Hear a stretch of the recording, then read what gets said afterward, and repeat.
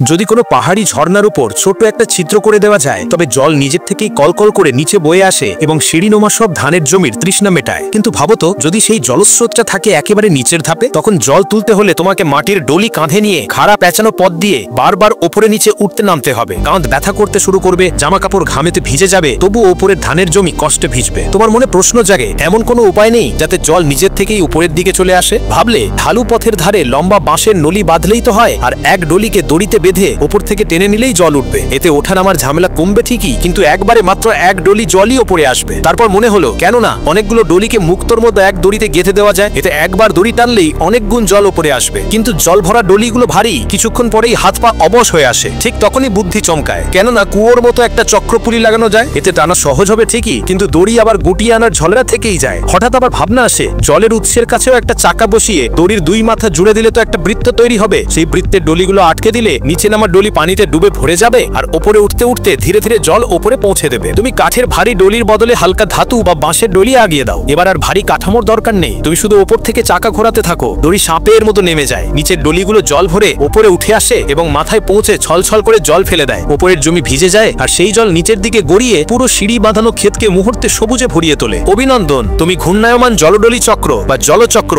এর আবিষ্কার করে ফেললে।